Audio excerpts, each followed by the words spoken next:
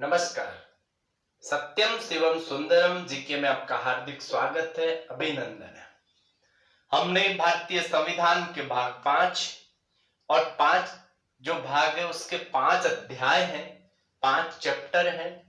उसमें हमने पहला चैप्टर और पहले चैप्टर में हमने जिक्र किया राष्ट्रपति के बारे में। जो अध्याय 1 है वो संघ की कार्यपालिका से संबंधित है और कार्यपालिका से संबंधित जो अध्याय है उसमें हमने बताया आपको कि इसमें राष्ट्रपति, उपराष्ट्रपति, मंत्रिपरिषद, प्रधानमंत्री और जो भारत का महान्यायवादी है वो इसके अंतर्गत आता है, जिसमें हम राष्ट्रपति के बारे में पढ़ रहे थे।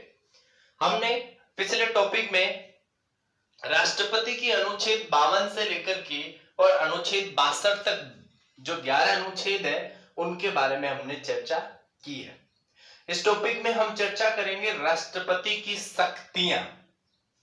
आपको ये पता होना चाहिए कि राष्ट्रपति की जो कुल शक्तियां हैं, उन शक्तियों और उनसे संबंधित अनुच्छेद, प्रावधान है, उनके बारे में हम पढ़ेंगे विस्तार से। अगर आपने अभी तक मेरे चैनल को सब्सक्राइब नहीं किया है तो कृपया चैनल को सब्सक्राइब कर लें ताकि बेल आइकन को भी प्रेस कर दें। आने वाले जो वीडियो की नोटिफिकेशन है वो आपको मिलती रहे।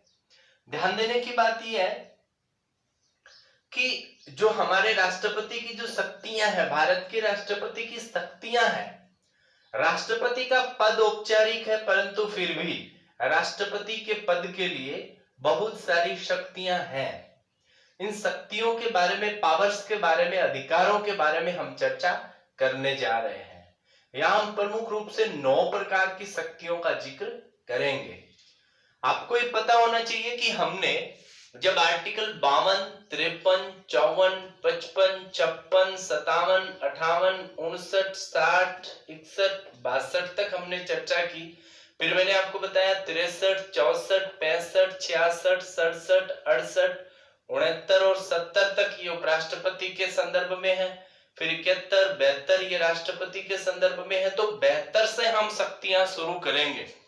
आर्टिकल 72 से राष्ट्रपति की शक्तियां शुरू होगी। आर्टिकल 72 है, 73 है, 74 है, 75 है, उसके बाद में 76 है, 77 है, 78 है, उसके बाद में 79 में भी विधायी शक्ति के अंतर्गत वो संसद का सदस्य है, क्योंकि 79 में संसद आता है। उसके बाद में आपको पता है 73 में संघ कार्यपालिका शक्ति का विस्तार होता है, 74 में मंत्रिपरिषद, 75 में प्रधानमंत्री की नियुक्ति करता है, 76 में महान्यायवादी की नियुक्ति करता है। तो ये राष्ट्रपति की शक्तियां ही है, ये नियुक्ति संबंधी शक्तियां हैं। 77 जो है और 78 है वो भी महत्वपूर्ण है। 77 जो है उसमें संघ की कार्यपालिका शक्ति मतलब कार्यों का संचालन होता है सरकार का। 78 के अंतर्गत आपको पता होना चाहिए कि राष्ट्रपति को प्रधानमंत्री संदेश भेजता है, मतलब कार्यों के संदर्भ में जानकारी देता है। तो वो सारी जो है इसके संदर्भ में वो संसद का सदस्य है। 80 फर्स्ट है, उसके अंतर्गत वो राज्य सभा में जो 12 सदस्यों को मनोनीत करता है। इसी प्रकार से 85 है, 86 है, 87 है, ये भी राष्ट्रपति के लिए महत्वपूर्ण है आर्टिकल। इसके बाद में 108 है, 111 है, 123 है, 124 भी इंपॉर्टेंट आर्टिकल है। तो कौन से महत्वपूर्ण आर्टिकल हैं जिनके बारे में हम राष्ट्रपति के संदर्भ में पढ़ेंगे कि लोकसभा को भंग कर सकता है, संदेश भेज सकता है, ठीक है, अभिभाषण प्रस्तुत करता है। 88 में भी हम लोग पढ़ेंगे राष्ट्रपति के विशेष अभिभाषण के संदर्भ में। 108 आर्टिकल जो है उसमें दोनों सदनों की संयुक्त बैठक, ये राष्ट्रपति के संदर्भ में शक्तियां हैं। 111 में जो भी वीटो है, 123 में अध्यादेश की शक्ति, 124 के तहत वो जो न्यायपालिका है उसके न्यायाधीशों की नियुक्ति के संदर्भ में उसके पास में पावर। ऐसे बहुत से आर्टिकल्स हैं जिनके बारे में हम इसमें पढ़ेंगे। बहुत से आर्टिकल जैसे 80 फर्स्ट के साथ ही 331 है आर्टिकल, वो भी बड़ा इंपॉर्टेंट है। 267 है, 268 है, आर्टिकल 352 है, 356 है, 360 है। इसी प्रकार से बहुत से ऐसे आर्टिकल्स हैं जो राष्ट्रपति की शक्तियों से संबंधित है। इन सब के बारे में हम विस्तार से चर्चा करेंगे। अब इनके बारे में हम चर्चा करें, आप लोग राष्ट्रपति की शक्तियों के संदर्भ में एक नोट्स बना लें, क्योंकि जो शक्तियां मैं आपको पढ़ाने जा रहा हूं वैसा आपने अभी तक नहीं पढ़ा है। आप इनको पढ़ा भी होगा तो भी आप इनको आप विस्तार से इनको नोट्स आप तैयार कर लें, अलग अलग भागों में, अलग अलग पार्टों में इनको याद करें, बड़ी इंपॉर्टेंट है, एग्जाम में बहुत बार पूछी जाती है। तो आइए हम सबसे पहले एक साथ चर्चा करते हैं राष्ट्रपति की शक्तियां। एक बार हम इनके बारे में संक्षिप्त में इनके बारे में परिचय कर लेते हैं। राष्ट्रपति की शक्तियां दो प्रकार की शक्तियां हैं, आप देख रहे हैं इसमें कार्यपालिका शक्ति से लेकर के राजनयिक शक्तियों तक ये राष्ट्रपति की सामान्य शक्तियां कहलाती हैं। और ये जो राष्ट्रपति की शक्ति है ये आपातकालीन शक्ति कहलाती है। राष्ट्रपति की सामान्य शक्तियां और आपातकालीन शक्तियां। राष्ट्रपति की सामान्य शक्तियां हैं, यह है कार्यपालिका शक्तियां, आर्टिकल 53 और 73 में, जैसे संघ की कार्यपालिका शक्ति राष्ट्रपति में निहित होगी 53 के अंतर्गत, और 73 के अंतर्गत राष्ट्रपति संघ की कार्यपालिका शक्ति का विस्तार करेगा।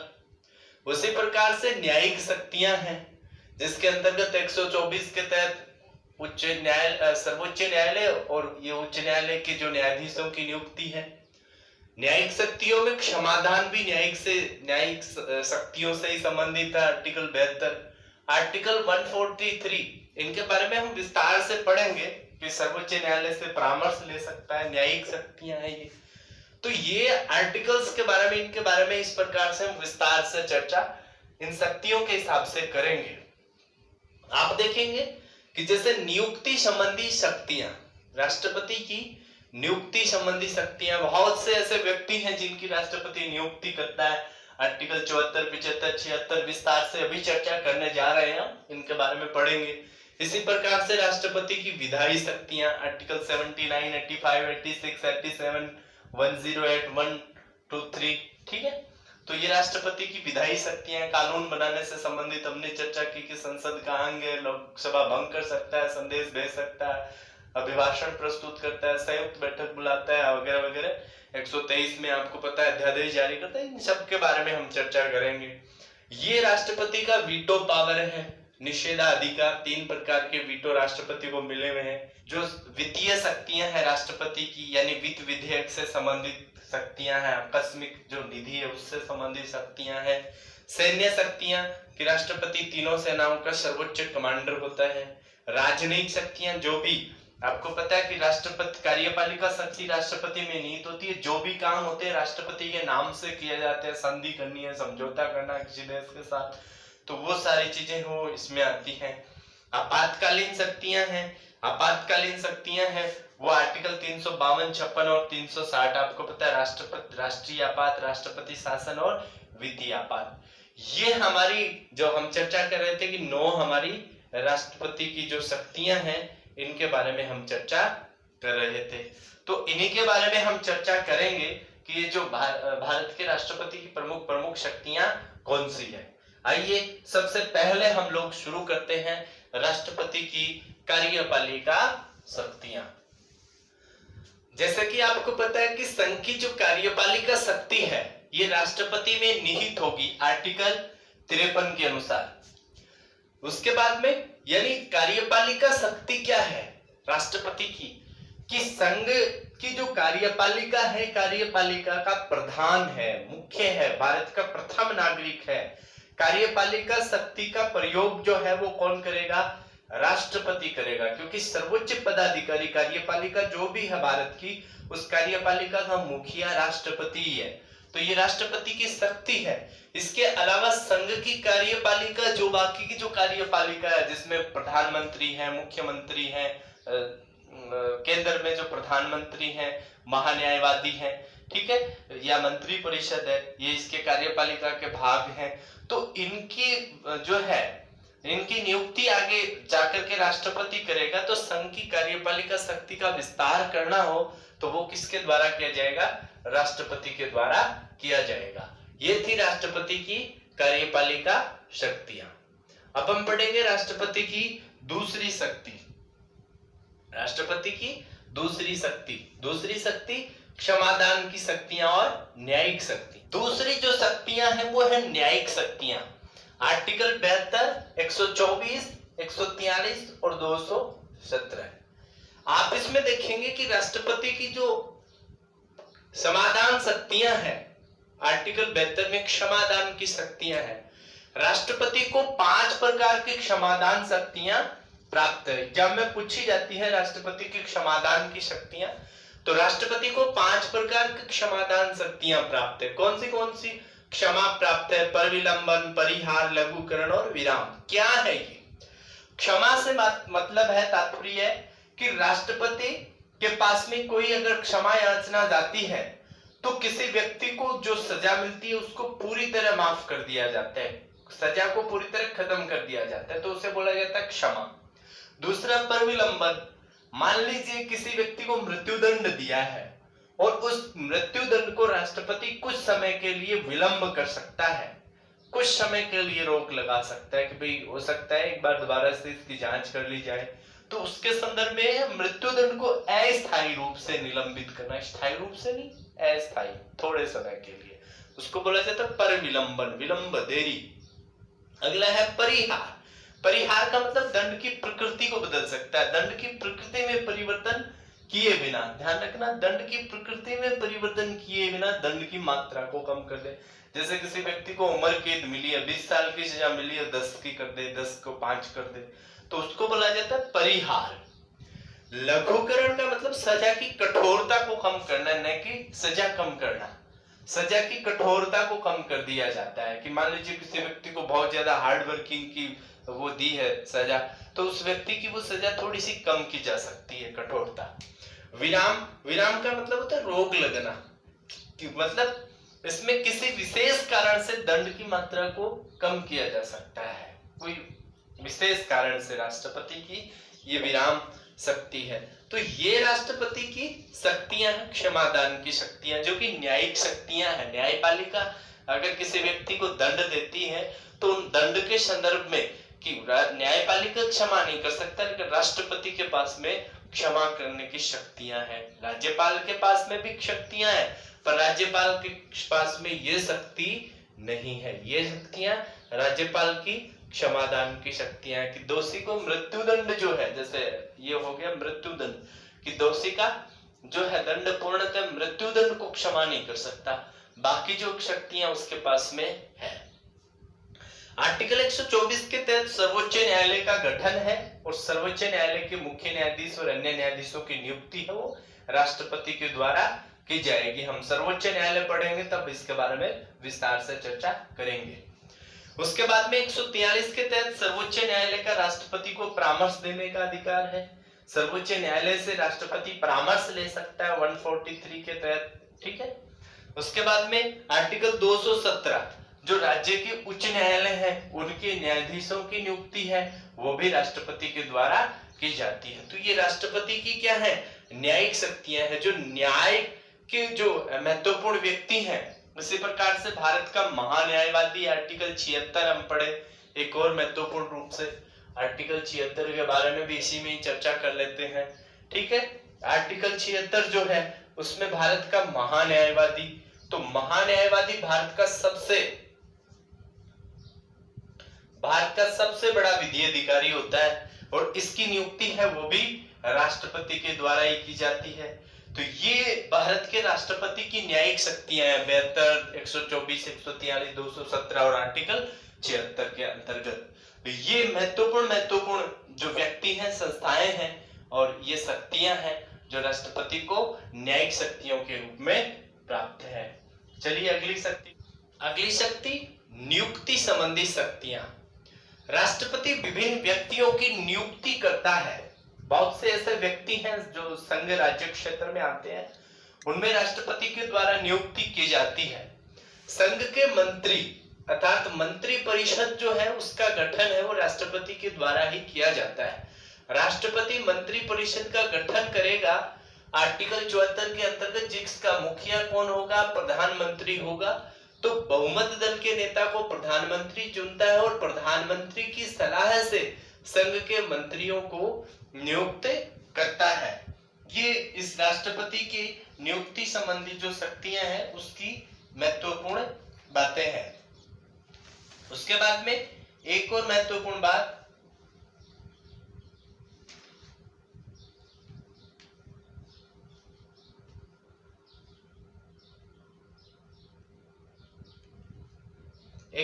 महत्वपूर्ण बात है कि ये जो व्यक्ति हैं, यहां तक के बारे में बात करेंगे हम लोग, ये जो व्यक्ति हैं इनकी नियुक्ति राष्ट्रपति एक समिति की अनुशंसा पर करता है। एक समिति होती है और ये जो समिति होती है इस समिति की सिफारिश के आधार पर राष्ट्रपति इनकी नियुक्ति करता है। इसमें कौन कौन व्यक्ति होते हैं? इसमें प्रधानमंत्री होता है, इसमें गृह मंत्री होता है और इसमें जो लोकसभा अध्यक्ष होता है, लोकसभा अध्यक्ष होता है, इसमें विधानसभा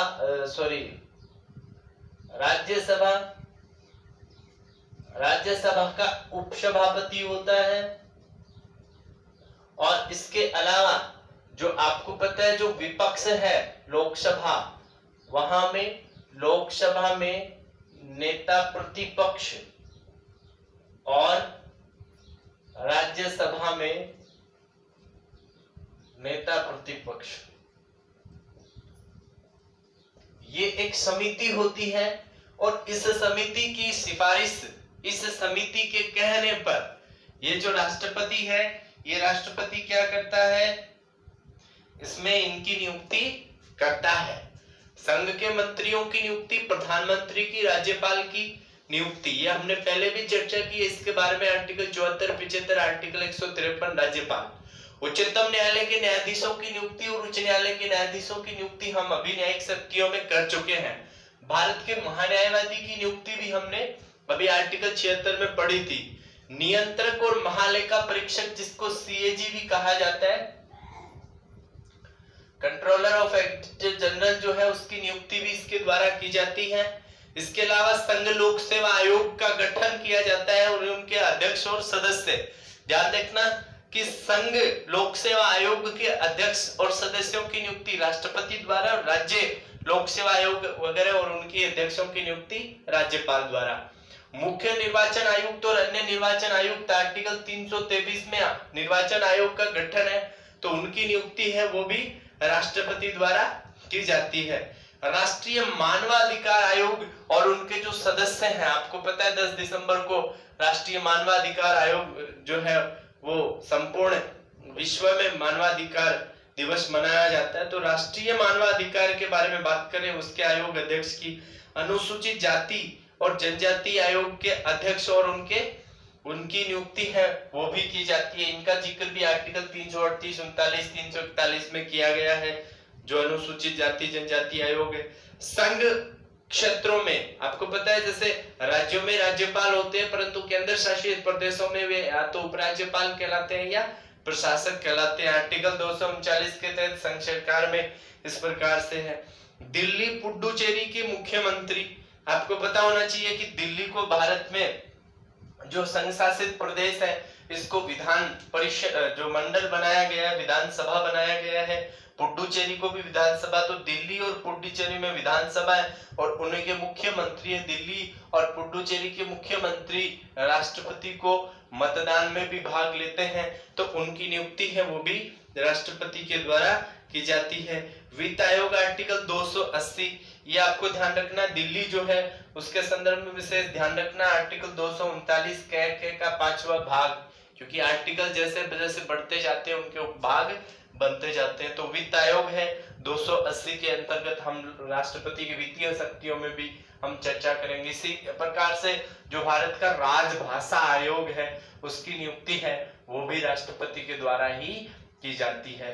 तो ये राष्ट्रपति बहुत सारे ऐसे व्यक्ति हैं, इन व्यक्तियों की नियुक्ति है, बहुत सारे आयुक्त हैं, इनकी नियुक्ति है वो राष्ट्रपति के द्वारा की जाती है, जो राष्ट्रपति की नियुक्ति संबंधी शक्तियां हैं। अगली शक्ति हम पढ़ते हैं। अगली शक्ति है राष्ट्रपति की विधायी शक्तियां। आपको पता होना चाहिए कि आर्टिकल 79, 85, 86, 87, 108, 123 ये राष्ट्रपति की विधायी शक्तियों से संबंधित अनुच्छेद है। आर्टिकल 79 के अनुसार संसद के 3 अंग होते हैं। संसद का गठन है, संसद के 3 अंग होते हैं। 3 अंगों में एक राष्ट्रपति, एक लोकसभा और एक राज्यसभा। तो संसद के अंग के रूप में राष्ट्रपति काम करता है और संसद का काम है कानून बनाना, विधायन करना। इसी प्रकार से 85 जो है उसके अनुसार राष्ट्रपति लोकसभा को भंग भी कर सकता है। कानून बनाने से संबंधित जो संस्थान है लोकसभा, राज्यसभा, संसद के, तो उसको भंग करने का अधिकार 85 में राष्ट्रपति के पास में है। 86 के अनुसार राष्ट्रपति लोकसभा अध्यक्ष को संदेश भेज सकता है। ये आपको ध्यान रखने की बात है कि अभी तक किसी राष्ट्रपति ने लोकसभा अध्यक्ष को किसी प्रकार का कोई संदेश नहीं भेजा है। इसके अलावा राष्ट्रपति 87 के अनुसार राष्ट्रपति जब किसी भी प्रकार के चुनाव होने के बाद, यानी लोकसभा के चुनाव होने के बाद, निर्वाचन होने के बाद जो सरकार बनती है, तो इस समय लोकसभा और राज्यसभा जो है दोनों की संयुक्त बैठक का जो प्रारंभ है वो करता है और इसमें राष्ट्रपति अपना अभिभाषण प्रस्तुत करता है। संयुक्त बैठक का प्रावधान है वो आर्टिकल 108 में भी है। जब दोनों सदनों में किसी प्रकार किसी विधेयक पर मतभेद हो जाता है तो ऐसी कंडीशन में राष्ट्रपति दोनों सदनों की संयुक्त बैठक बुला सकता है आर्टिकल 108 के अनुसार। और अब तक ऐसा 3 बार हुआ है कि दोनों सदनों को लेकर के मतभेद हुआ है। तो पूछा जाता है इसके बारे में कि संयुक्त बैठक कितनी बार बुलाई गई है, तो ये 3 बार अब तक बुलाई गई है। कितनी बार? 3 बार। कब बुलाई गई? 1961, 78 और 2002। 1961 में दहेज उन्मूलन अधिनियम से संबंधित, 1978 में बैंकिंग सेवाओं से संबंधित और 2002 में पोटा कानून से संबंधित जो बहस होने पर 3 बार संयुक्त बैठक का आयोजन किया जा चुका है। आर्टिकल 23 के अनुसार राष्ट्रपति को अध्यादेश जारी करने की शक्ति है और सर्वाधिक अध्यादेश जो है ये आपको विशेष ध्यान रखना है कि फखरुद्दीन अली अहमद ने जारी किए थे। उन्होंने अध्यादेश क्या होता है? अध्यादेश कानून के समान ही होता है। जब संसद का सत्र नहीं चल रहा हो और कानून बनाना आवश्यक हो जाए, ऐसी कंडीशन में राष्ट्रपति कुछ कानून बना देता है और राष्ट्रपति के द्वारा बनाया गया कानून वह अध्यादेश कहलाता है, वही कानून बन जाता है। तो ये फखरुद्दीन अली अहमद ने सबसे ज्यादा अध्यादेश जारी किए। इसके अलावा आपको यह भी पता होना चाहिए कि कोई भी विधेयक राज्यसभा लोकसभा में पारित होने के बाद राष्ट्रपति के पास जाता है या राष्ट्रपति की पूर्व सहमति होने के बाद लोकसभा या राज्यसभा में जाता है। तो बिना राष्ट्रपति की स्वीकृति से कोई विधेयक वो कानून नहीं बन सकता।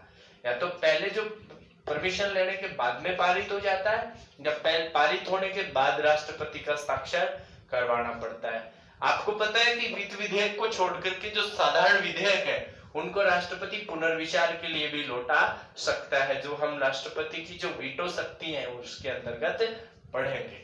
तो ये थी राष्ट्रपति की विधायन शक्तियां। कानून निर्माण से संबंधित भी राष्ट्रपति की कुछ शक्तियां हैं।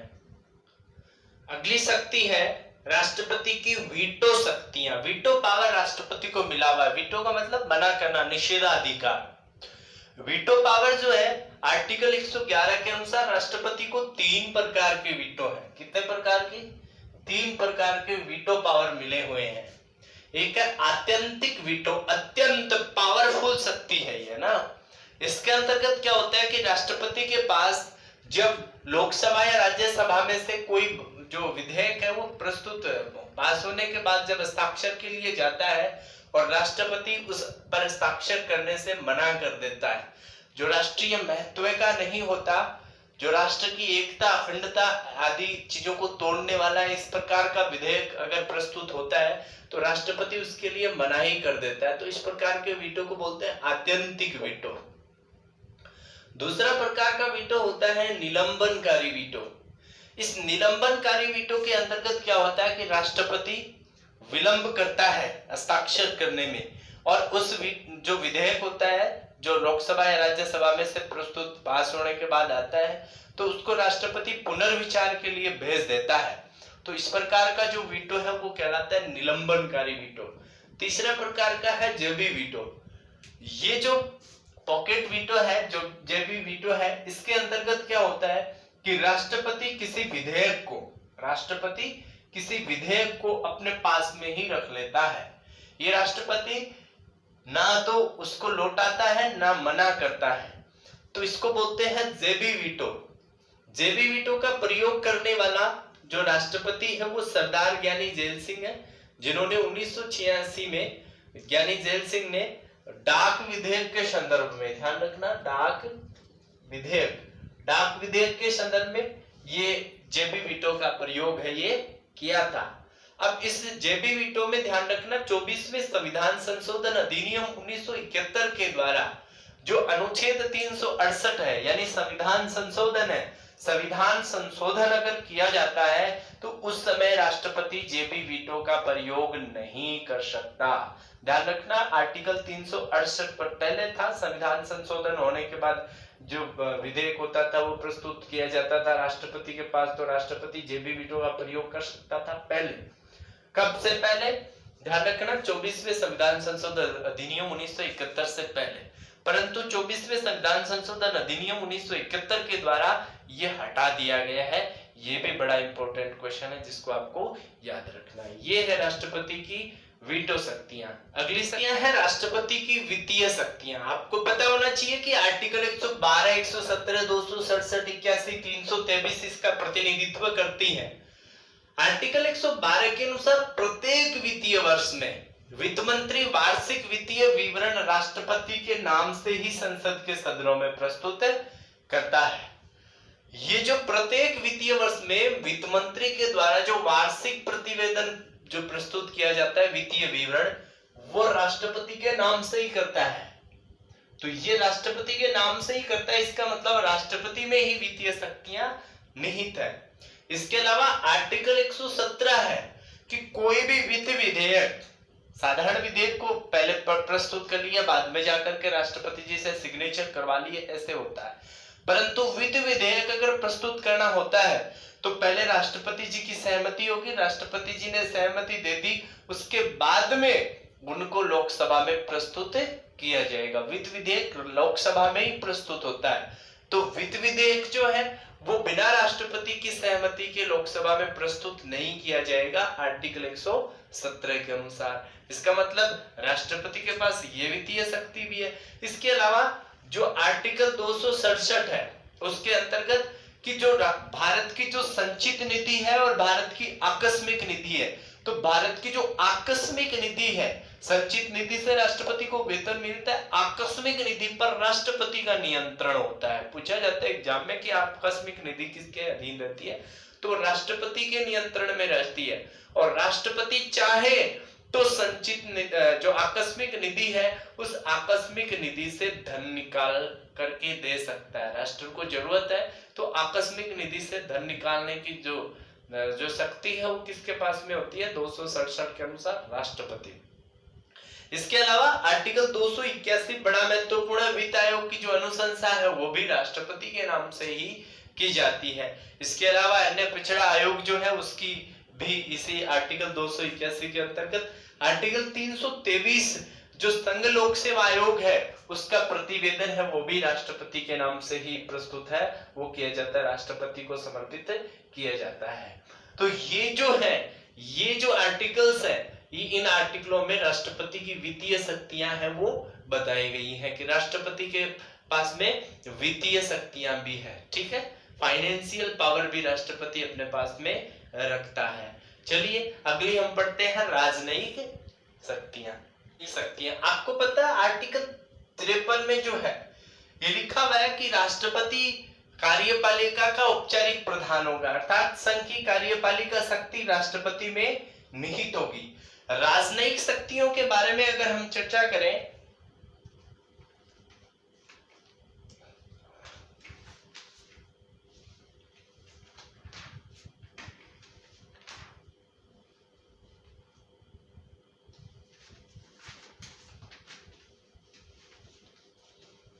राजनयिक शक्तियों के बारे में चर्चा करें तो अंतरराष्ट्रीय संधि, जो भी अंतरराष्ट्रीय संधियां होंगी, जो समझौते होंगे, युद्ध होगा, आक्रमण होगा, ऐसी सारी शक्तियां किसमें निहित होती है? राष्ट्रपति में राजनयिक शक्तियों के अंतर्गत ही निहित होती है। इसके अलावा राष्ट्रपति जो विदेशी मंच होते हैं उस पे भी भारत का प्रतिनिधित्व करता है, क्योंकि भारत का सर्वोच्च पदाधिकारी राष्ट्रपति होता है। ये भी राष्ट्रपति की राजनयिक शक्तियां हैं। सभी देशों में राजदूतों की नियुक्ति या उच्चायुक्तों की जो नियुक्ति है वो भी राष्ट्रपति के द्वारा ही की जाती है।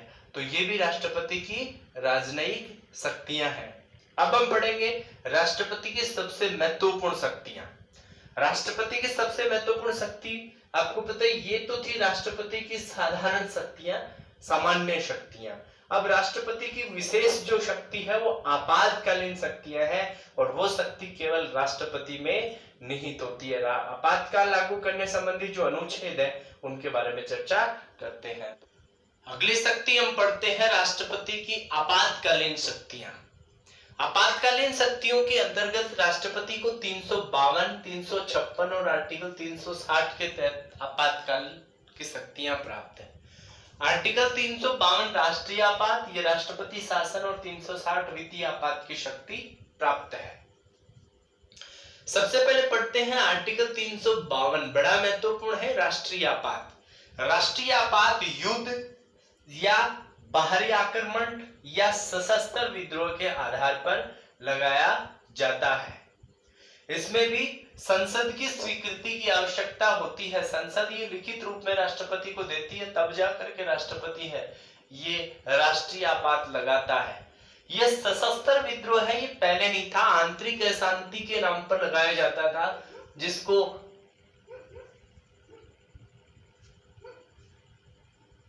आंतरिक अशांति के नाम पर लगाया जाता था, जिसे 44वें संविधान संशोधन अधिनियम 1978 के द्वारा इसको हटा दिया गया है। ये जो है राष्ट्रीय आपात के संदर्भ में महत्वपूर्ण बात है, ये पूछी जाती है कि राष्ट्रीय आपात है ये अब तक भारत में 3 बार लगाया जा चुका है, यानी आर्टिकल 352 का प्रयोग 3 बार किया जा चुका है। आर्टिकल 352 का प्रयोग 3 बार किया जा चुका है। 26 अक्टूबर 1962 को भारत चीन युद्ध के संदर्भ में राष्ट्रपति सर्वपल्ली राधाकृष्णन थे और प्रधानमंत्री जवाहरलाल नेहरू। दूसरी बार 3 दिसंबर 1971 को भारत पाक युद्ध के दौरान राष्ट्रपति वीवी गिरी और प्रधानमंत्री इंदिरा गांधी। उसके बाद में 26 जून 1975 को आंतरिक अशांति के नाम पर कांग्रेस सरकार में और फखरुद्दीन अली अहमद राष्ट्रपति थे और इंदिरा गांधी ने यह आपातकाल लगाया था। 1975 के बाद 76 में इस आंतरिक अशांति शब्द को हटा दिया गया 44वें संविधान संशोधन अधिनियम 1978 के द्वारा। ये था आपका राष्ट्रपति की जो आपातकालीन शक्तियां हैं उनमें आर्टिकल 352। आर्टिकल 356 है, ये राष्ट्रीय आपात नहीं है, राष्ट्रपति शासन है। राष्ट्रपति शासन कब लगाया जाता है? जब ये राज्यपाल जो है वो राष्ट्रपति को एक रिपोर्ट भेजे और इस रिपोर्ट में ये भेजे कि राज्य का संवैधानिक तंत्र विफल हो गया। राज्य का संवैधानिक तंत्र विफल होने पर ही ये राष्ट्रपति शासन किसी राज्य में लगाया जा सकता है। ये जो है आर्टिकल 356 के तहत होता है, राष्ट्रपति शासन है वो लगता है, जो राज्यपाल कहता है तब जाकर के राज्य के संवैधानिक तंत्र विफल होने पर। ये जम्मू कश्मीर में थोड़ी स्थिति अलग है। जम्मू कश्मीर में जो आर्टिकल 352 था, जम्मू कश्मीर में आर्टिकल 370 था, तब ये स्थिति थोड़ी सी विपरीत थी। इसमें क्या था कि जम्मू कश्मीर में राज्यपाल शासन लागू होने का प्रावधान उसके अंतर्गत प्रथम बार जो है ये आर्टिकल 356 जो है इसका सबसे पहले प्रयोग पंजाब राज्य पर 20 जून 1951 को डॉक्टर राजेंद्र प्रसाद के द्वारा किया गया। पंजाब राज्य की संवैधानिक स्थिति जो है राजनीतिक गतिशीलता के कारण से। उसके बाद में सर्वाधिक बार जो प्रयोग हुआ है ये उत्तर प्रदेश में अब तक 10 बार प्रयोग किया जा चुका है। केरल में 9 बार प्रयोग किया जा चुका है। सबसे लंबी अवधि जो है वो पंजाब पर ही रही है और सबसे कम छोटी अवधि के लिए जो है वो केरल राज्य पर लगाया गया है। सर्वाधिक बार जो है वो प्रधानमंत्री इंदिरा गांधी के द्वारा है ये लगाया गया है। इनके 2 कार्यकाल जो थे, इनके प्रथम कार्यकाल में 33 बार और दूसरे कार्यकाल में 17 बार, टोटल 50 बार जो है वो इंदिरा गांधी के द्वारा सबसे ज्यादा प्रधानमंत्री ने किसने लगाया? इंदिरा गांधी ने आर्टिकल 356 राष्ट्रपति शासन लगाया। राजस्थान के संदर्भ में जो राजस्थान से बिलोंग करने वाले विद्यार्थी उनके जरिए पूछा जाता है कि राजस्थान में कितनी बार लगा है, तो राजस्थान में राष्ट्रपति शासन है 4 बार इनका प्रयोग किया जा चुका है 1967, 1977, 1980 और 1992 में। ये दोनों समय पे जो है मुख्यमंत्री भैरव सिंह शेखावत की सरकार के समय लगा था। 1967 में मोहनलाल सुखाड़िया के समय राधाकृष्णन ने लगाया था। 1977 में हरदेव जोशी के समय बीडी जत्ती ने लगाया था। 1980 में भैरव सिंह के समय नीलम संजीव रेड्डी ने लगाया था और 1992 में भैरव सिंह के समय शंकर दयाल शर्मा ने आर्टिकल 356 का प्रयोग किया था राजस्थान में 4 बार। अगली बात करते हैं, वो करते हैं आर्टिकल 360 वित्तीय आपात, राष्ट्रपति की वित्तीय आपात की शक्तियां।